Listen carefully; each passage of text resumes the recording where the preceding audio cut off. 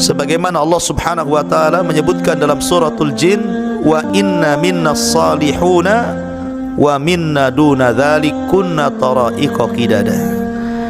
Di antara kami jin itu ada yang soleh, tetapi ada juga jin yang tidak soleh. Kami ini bertingkat-tingkat, kata jin.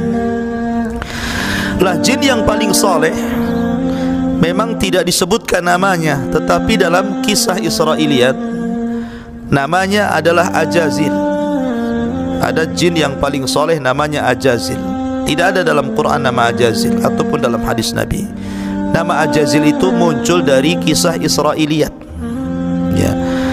Dan Nabi SAW bersabda, hadithu am bani Israil wala haraj. Tidak mengapa kau kisahkan tentang cerita-cerita Israiliyat selama tidak bertentangan dengan Quran dan Sunnah. Jadi ada jin yang paling soleh, itu namanya Ajazil. Memang dia jin yang paling taat, soleh, ahli ibadah. Sehingga karena ibadahnya yang luar biasa, maka Allah Subhanahu wa taala angkat Ajazil ini ke langit. Sebagaimana para nabi juga banyak diangkat ke langit, seperti Nabi Idris diangkat ke langit.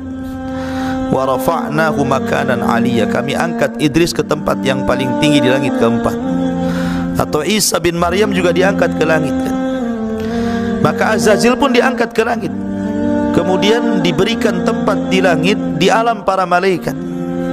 Bahkan ada yang mengatakan Ajazil ini bahkan sempat menjadi bendahara sorga, tinggal di sorga, menjaga sorga, hidup di alam malaikat. Maka Azazil ini ditugaskan oleh Allah Subhanahu wa taala untuk menjadi pembaharu di kalangan bangsa dia sendiri, bangsa jin, dengan diutusnya para malaikat sebagai tentaranya.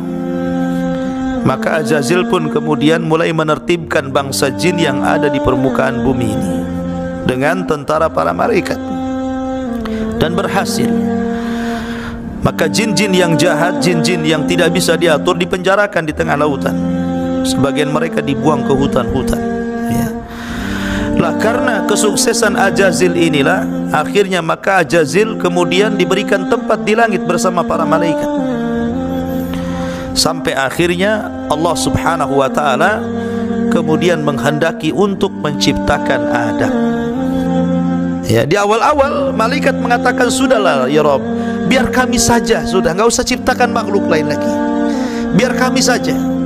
Kami akan memujimu, kami akan bertasbih kepadamu, kami akan mensucikan kamu. Kalau perlu kami akan bertasbih di bumi. Biar bumi dan langit bergema dengan tasbih. Tidak ada yang menumpahkan darah, tidak ada yang bermaksiat kepadamu. Tapi Allah mengatakan, tidak, kamu kan tidak tahu apa yang aku ciptakan. Kalian tidak tahu, ya. Disinilah maka Allah mengatakan kepada malaikat, bukankah aku katakan kepada kalian, saya ini lebih mengetahui tentang kegaiban langit dan bumi, dan saya mengetahui apa yang tampak dan yang tersembunyi. Lihat sekarang apa yang terjadi. Adam dimuliakan di antara kalian karena Adam dilebihkan pengetahuannya dibandingkan kalian.